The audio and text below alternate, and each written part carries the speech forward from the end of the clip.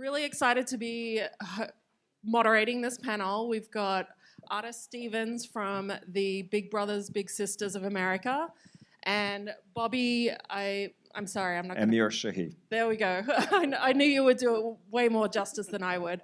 Coming to us from Macy's. And today we're going to be talking about an amazing collaboration of basically the Macy's and Big Brothers of Big Sisters of America promotion that you did at the Thanksgiving Day Parade, as well as just an ongoing celebration of the partnership. So, Bobby, why don't you start out with talking a little bit about the partnership and what you want to talk about today. Okay, sure. First of all, thank you to Alessandro and the Starbucks team for hosting us. I think this is a pretty cool space, and long-time Starbucks drinker, so this is great.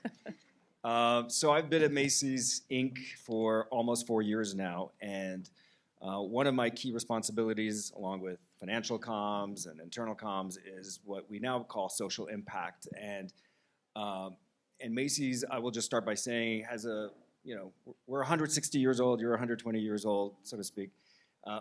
Really rich tradition in what we would call corporate citizenship, philanthropic, give back is a core value. But I think I was hired at the end of 2020. The reality was corporations had to account for more, or had to be more transparent in how it uses resources, and how do they treat human capital, and on and on. And so what was fascinating and fun and daunting was my team, several of whom are here today, have that responsibility for both corporate giving. So we have a budget for corporate giving. So think of that as what we traditionally would call philanthropy. And then also our cause marketing campaigns. And so these are massive platforms that do good in the world, but they were not always connected. And the rich tradition of the past didn't always work with where we were going today as we were modernizing the Macy's brand. So I'll just be very brief and say that Mission Everyone was born of this collective effort that brought in supply chain, brought in what we call the merchants, brought in marketing, and Bloomingdale's, one of our brands, to really think about, it can't just be about philanthropy, it has to be about how do we make better decisions about how we transport products around the world to sell on shelves in America. How are we treating education in this country to bring in the next up-and-coming designers and trendsetters, and on and on and on. And so what was born of that collective effort was a 4-year program called Mission Everyone. It's our $5 billion commitment to funnel our spend on products that are socially and ethically sourced or produced, sustainable, minority-owned businesses and the like, as well as how our supply chain from the factories where they may not be Macy's employees, but they are working to create products, our private brand products, to sell in the United States. How is the value chain being transparent and working? So of that was born Mission Everyone, which was also fueling how do we choose our partners for cause marketing campaigns, because at the end of the day, we're for profit and we need customers to come into the website and the store to sell. And so that's our story. Amazing. Great description there. Artis, can you tell us a little bit about yourself and the Big Brothers Big Sisters of America? Yeah, absolutely. Good morning, everyone. Well, let me first off about tall honey citrus mint, right? That's my Starbucks order, guys, just so we're clear on that. It's been really interesting, the story and the journey that I feel like I've been on, and also in parallel to the mission of Big Brothers Big Sisters as well. So in January, I'll be 4 years as the CEO of this amazing mission and organization. And I come from a marketing background. So when I became CEO 4 years ago, I've been a chief marketing officer, always worked in large national nonprofit organizations, youth development specifically. But my journey has always been around the idea of the power of story, right? And story always, for me, started with authenticity, relationships. How do you connect with people on a very emotional and connected level in terms of how we all as people are connected?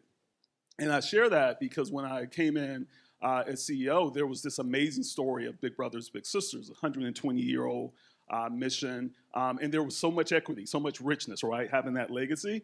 But at the same time, there was also a question of relevancy, right? And I know that may sound funny, right? A 120-year-old organization talking about relevancy, where there's this time, and I think you know it very well as being marketers, engaging in consumers, where people can feel like, hey, you've been around 120 years.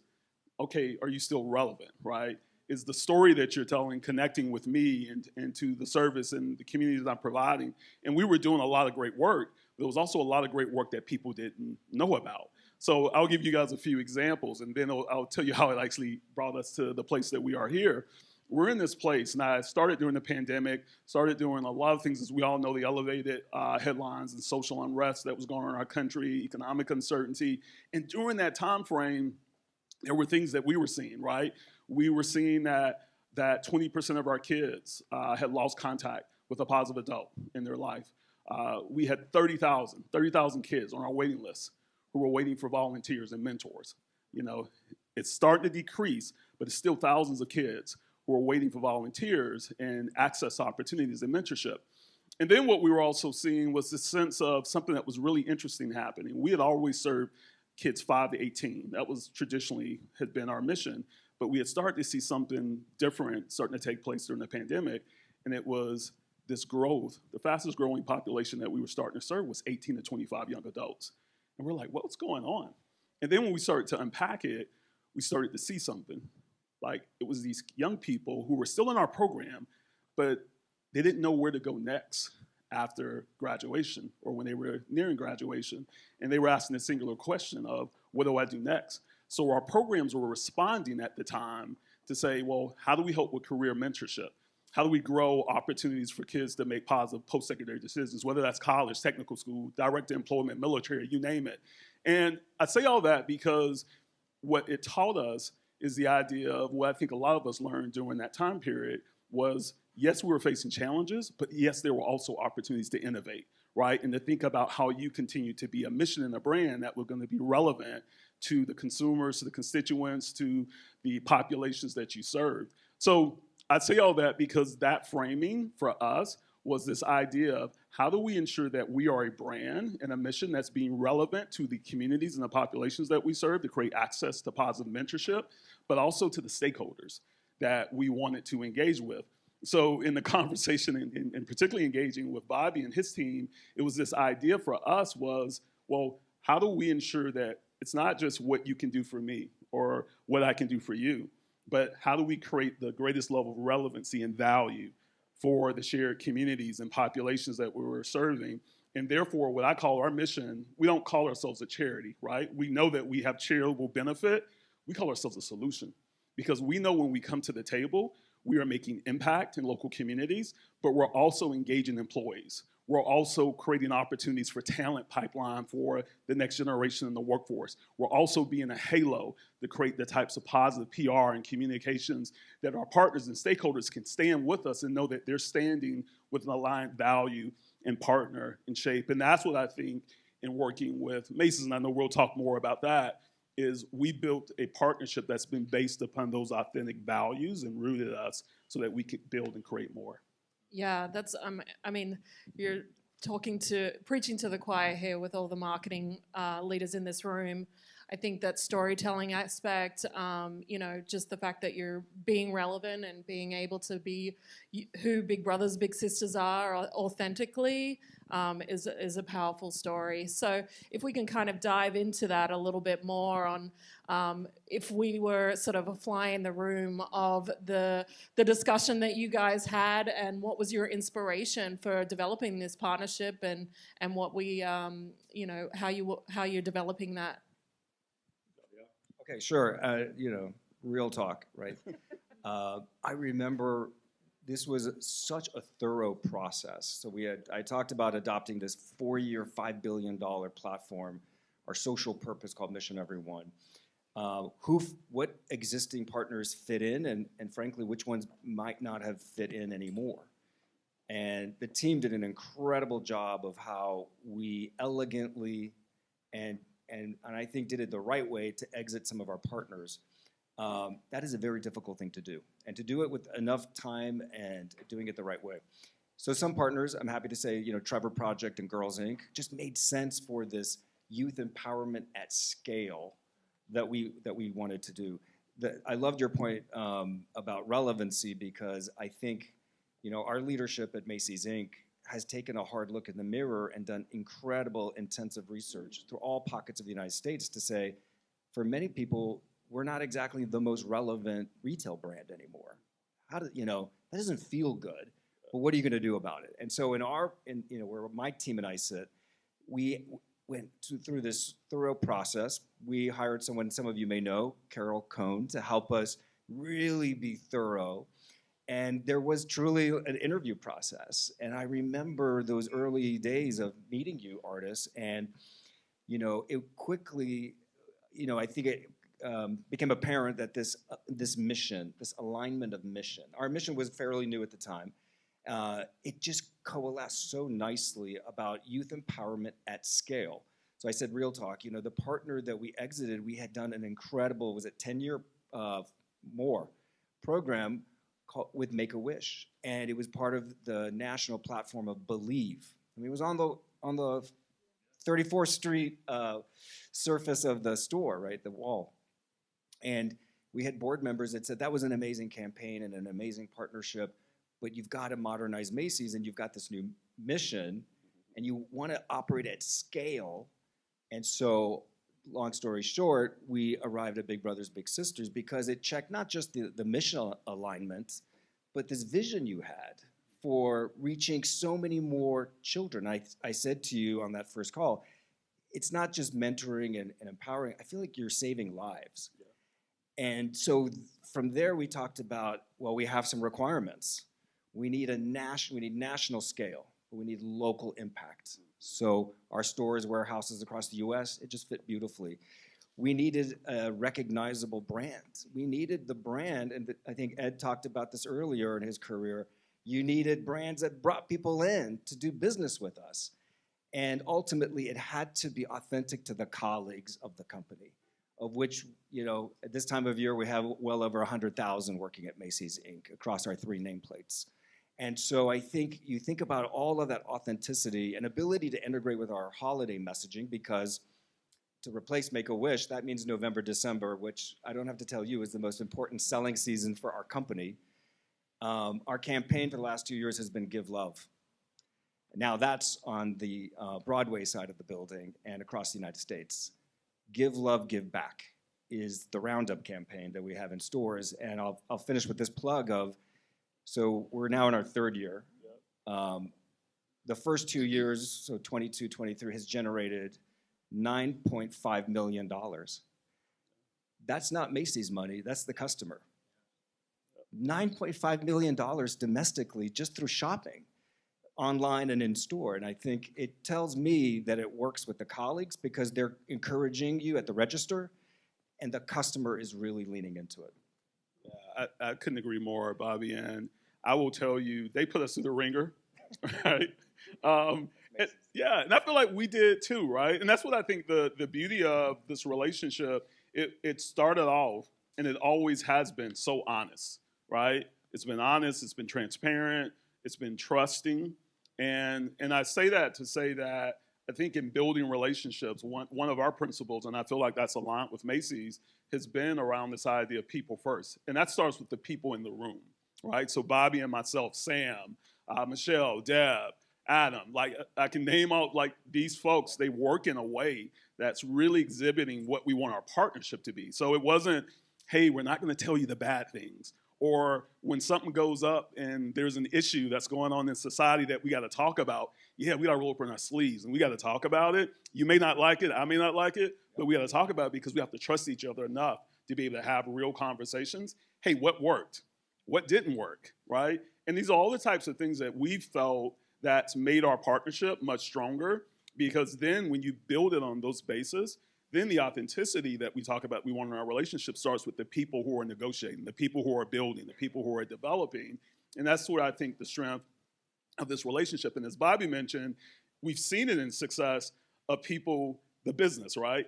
In store, fundraising. We've seen it in employees and employee engagement. Think about this. You got 100, we have 100 slots for Macy stores to host these breakfasts all across the country. And like they're competing, right, to host one of these breakfasts with our young people, with bigs and communities. You got Macy's employees who are serving on Big Brothers Big Sisters boards, who are volunteers, who are bigs and littles. We give an incredible recognition of the best Macy's employees in engaging, who engage in local communities and engage with our bigs. And there's an award we actually give to our bigs and littles that also illustrate that as well. So when we talk about authenticity, it's through the thread, but it starts with leaders in the room who then help to implement that and ensure that it's infused in our work. I love that. I mean, employee engagement, providing that modeling for these kids, and you know, as you said, Bobby, like the, you know, customers are showing that with the dollars that they're spending at Macy's. So truly inspiring work. If you guys haven't seen the Give Love windows over at Macy's, I highly recommend going by there. It's a gorgeous display. So just want to talk a little bit about more, you know, as Ed mentioned about sort of ROI and measuring the success of your programs. How are you guys sort of developing the ways to measure that success within your two organizations? If you could share a little bit more about that. Yeah, sure.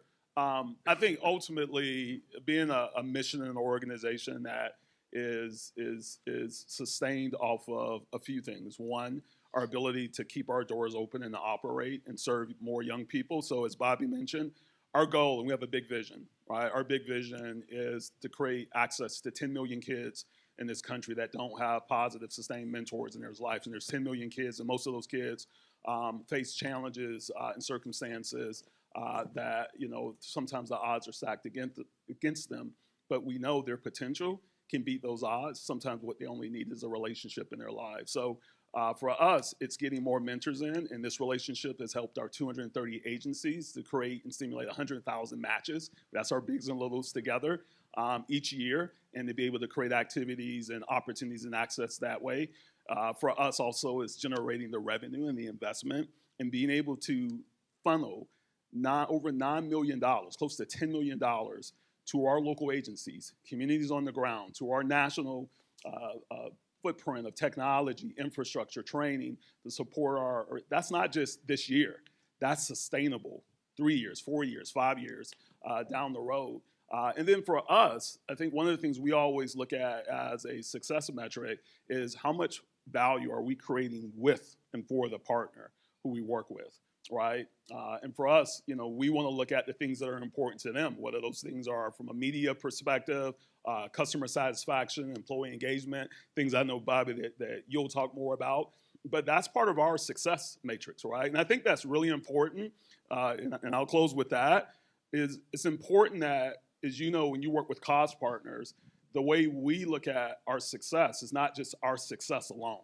What partnership success truly means that you're looking at the holistic sense of how are you driving business, philanthropic goals of the charitable partner or the corporate partner that you're working with. And I think that's vice versa in the way that we look at it as well. So the 9.5 is a good number, right? But there's other ways that we look at it. And I would tell you that this might not be a number, and it does rank well with employee engagement research at Macy's, but it's this notion of how well does it integrate with the rest of the company. So we've done other campaigns throughout the year, and they don't necessarily seep into the business and become, and that's okay. You can't do it every month, every week, but this campaign, I think, for us has measured well because, as I joke with my team, it's kind of like Stone Soup. One of my favorite, allegories and stories is that my team, working with marketing, working with other folks I talked about, created this, I think, very smart framework. And yes, a lot of it sits in cause marketing, but then to have the merchants, which I love that name because I was in media all my career and then came to retail, and they're like, the merchants, like Merchants of Venice. They're the ones that they're spending billions to put things on our shelves, right? And what's going to be curated and relevant. And so to have products being created with your littles, like these two products here, product placement, the mug, the teddy bear, and other things that 50% goes to Big Brothers, getting the merchants involved. I'm glad you brought up the windows. So right, that's precious space and dollars spent on those windows on Broadway. And on 7th Avenue, by the way. and along 34th. And to have dedicated windows in San Francisco, Salt Lake, and other markets really shows that the marketers really get behind it. The integration with Give Love is probably one of our best integrations. And we had a high bar with Make-A-Wish and Believe. So that's a measure of success.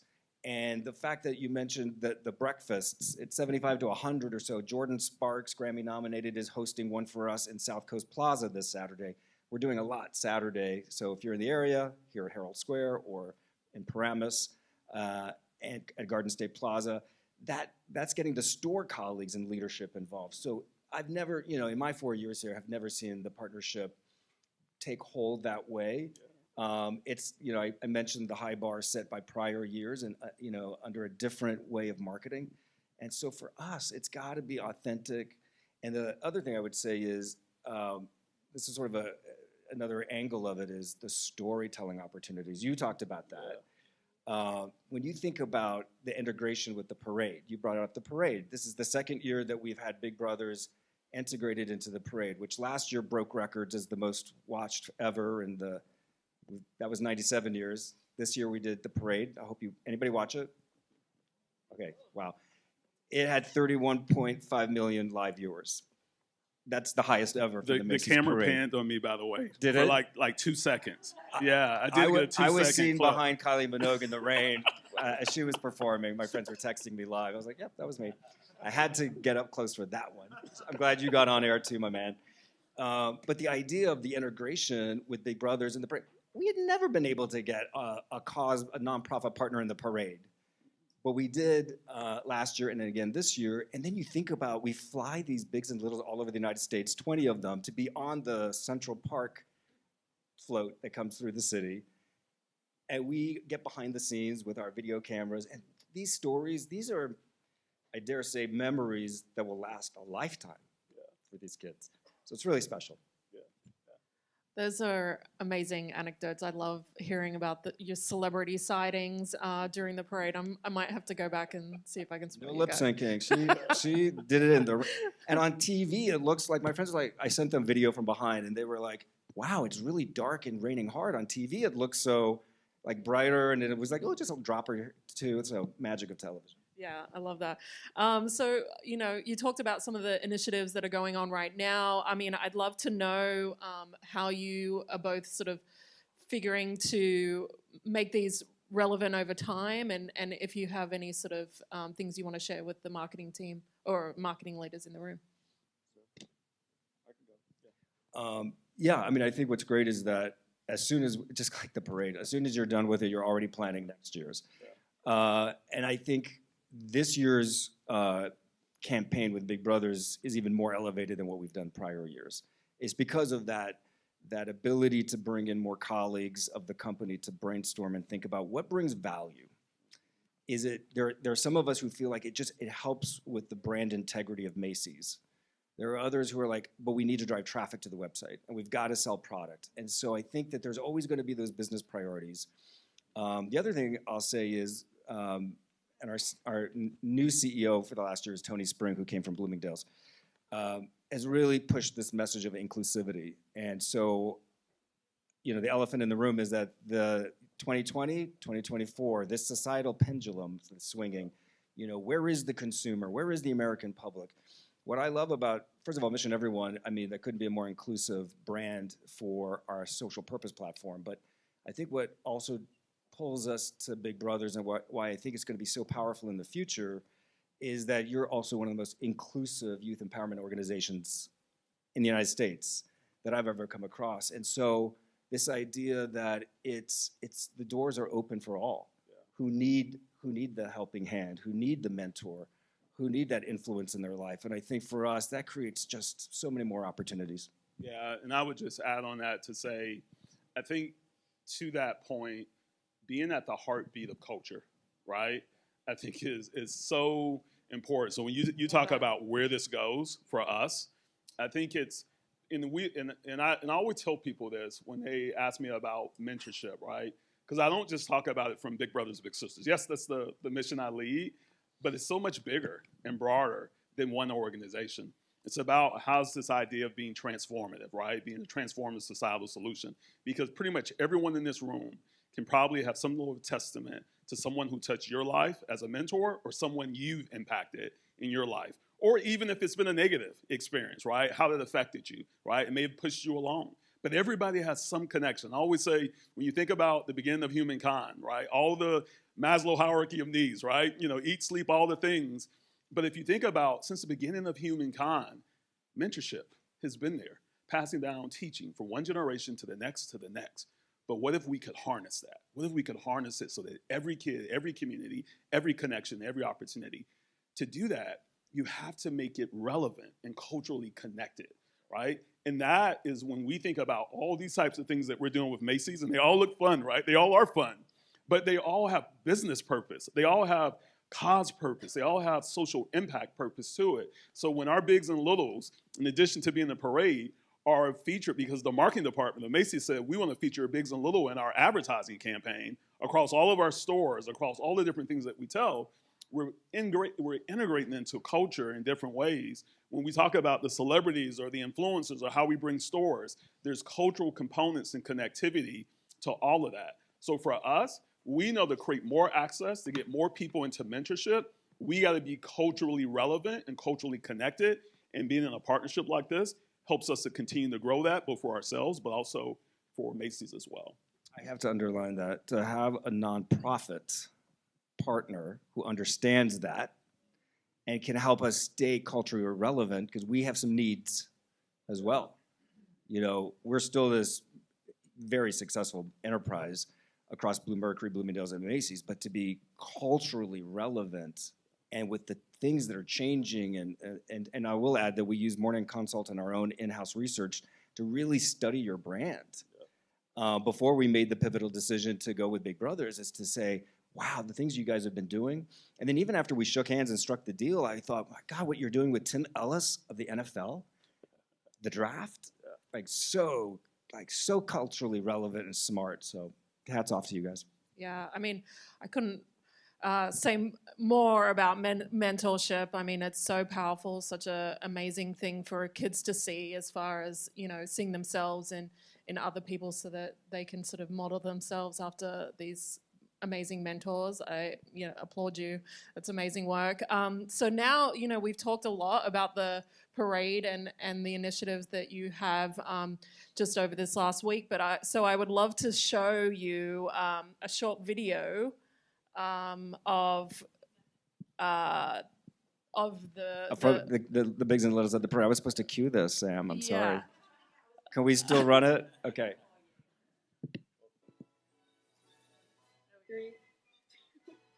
We wish you a Merry Christmas. We wish you a Merry Christmas. We wish you a Merry Christmas and a Happy New Year. Congratulations, congratulations. You've been selected to perform. You've been selected to perform in this year's Macy's Thanksgiving Day Parade. You hear that? This is actually happening. Yeah. Yay! Oh, look at that smile!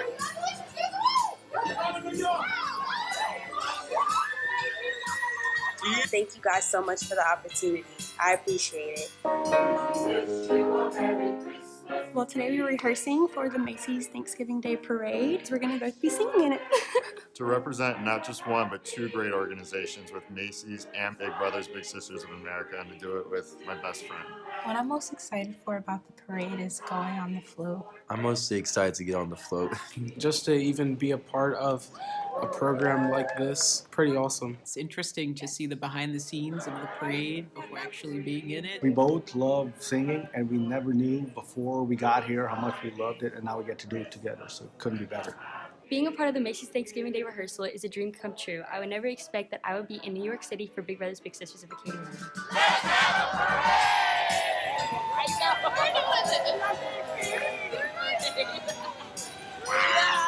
We are both so excited to be a part of the parade. It feels mind-blowing. It doesn't feel real, but now we're here, so it definitely is. It feels amazing, and it's just like what an opportunity to be here, and I'm super excited to be singing with you. This is a once-in-a-lifetime experience made even sweeter by all the Big Brothers Big Sisters and Macy staff. Being at the Thanksgiving Day parade is incredible. Thank you, Big Brothers Big Sisters and Macy's. Wow, that was great. That was amazing. I got goosebumps. I love seeing that. So, I mean, if we could talk a little bit about, you know, the storytelling aspect of this impact, you know, how does that play a part in this specific partnership? Yeah, it's interesting. We have a relatively new CMO at Macy's, and she hired this gentleman, Jason, over there from NBC Universal to join our Merry company, and she's on a mission to help talk about stories worth sharing. That when you think about a brand like Macy's, yes, there's legacy, but there's also a lot to lean into. A partnership like Big Brothers Big Sisters just is a treasure trove of storytelling.